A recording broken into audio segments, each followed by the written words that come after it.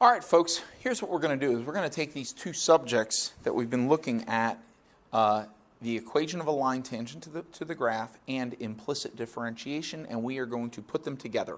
And here's what we're going to say. Here's an example of a question.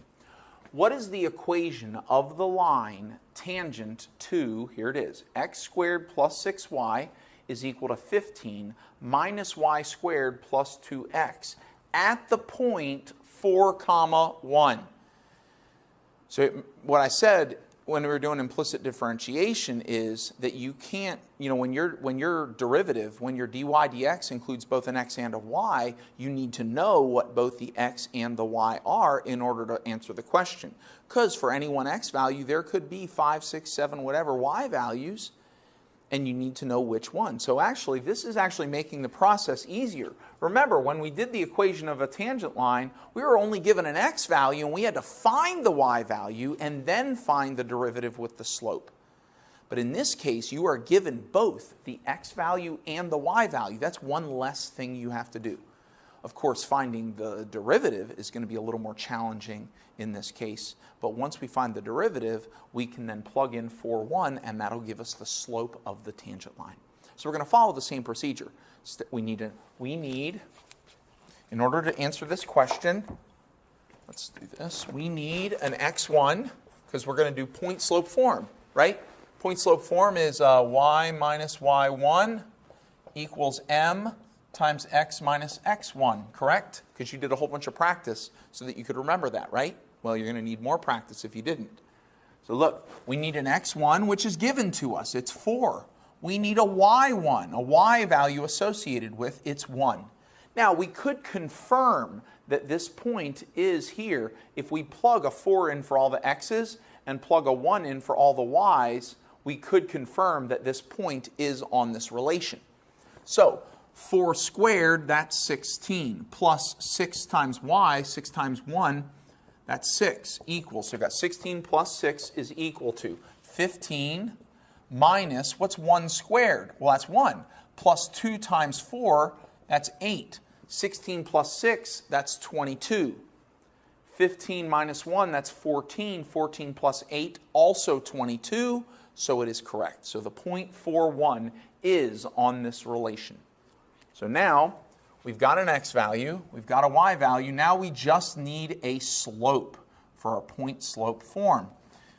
And the slope is going to be equal to dy dx, here's how we write it, dy dx, then we draw a line next to it, and we put x equals 4, y equals 1. So we need to know dy dx when x is 4 and y is 1. Well, we don't know what dy dx is. We can't plug 4 and 1 into dy dx because we don't know what dy dx is. We need to use implicit differentiation and find dy dx of this relation. So let's do that right now. First thing we're going to do is we're going to apply the appropriate derivative rule to each term.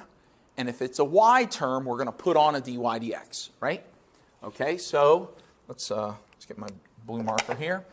Uh-oh, lost my orange marker. All right, so the derivative of x squared is 2x plus the derivative of 6y is 6, and then we have to put on a dy dx equals 15 is a constant, and the derivative of a constant is always 0, so we're just going to leave that off.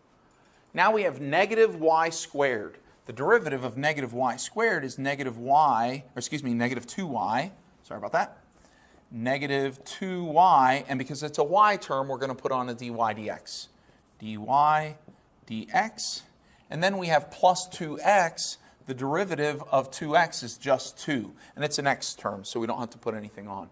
Here is our derivative, but we need to rearrange it so that we have it dy dx equals. So we're going to move all the dy dx terms over to the left. Well, this one's already on the left. This one needs to move over to the left. So we're going to add 2y dy dx. Cancel. Over here, we're going to add 2y dy dx because it's algebra and we've got to keep it balanced. Now we're going to move all the non-dy dx terms over to the right. So we're going to subtract 2x here. It's going to cancel, and we're going to subtract 2x here. So on this side, we have 6 dy dx and 2y dy dx. On this side, we have 2 minus 2x, right? So let's write that out. We'll have 2y dy dx plus 6 dy dx. How about that? I messed that up. Dy dx equals 2 minus 2x. Okay? And now we're going to, the next step, step 4, is we're going to factor out dy dx on the left side. So we're going to factor out the dy dx. In parentheses, we're going to leave 2y plus 6. That's going to be equal to 2 minus 2x. Now, last step, to get the dy dx by itself, we're going to divide both sides by 2y plus 6. So if we divide by 2y plus 6 on this side, and divide by 2y plus 6 on this side it's going to cancel, and all we have left is dy dx. So we have dy dx is equal to this thing. Now we can factor a 2 out, but we don't have to. We'll leave it in for this time. 2 minus 2x over 2y plus 6. That's our dy dx. And so now when we come up here to find the slope, we're going to put in our 2 minus 2x, but instead of x, we're going to put in 4 for x. So 2 minus 2 times 4 over 2y plus 6.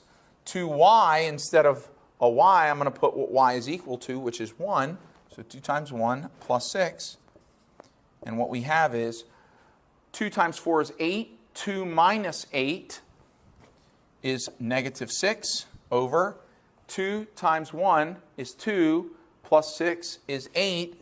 So we have negative 6 over 8. That can be reduced. Now we can take the 2 out that we left in before. Negative 6 over 8 is the same thing as negative 3 over 4. And that is our slope. So our slope is negative 3/4. Our x value is 4. Our y value is 1. And now we can write the equation of our line. Y minus 1 equals the slope, negative 3/4 times x minus x1, which is 4. And this is the equation of the line tangent to this relation at the point 4, 1. Okay? And so this has taken our knowledge of the equation of a tangent line and our knowledge of implicit differentiation and put them both together so that we can find the equation of a line tangent to a relation at a particular point. That's all I have for you. Let me know if you have any questions, but this should really, you're really starting to ramp up and understand your calculus.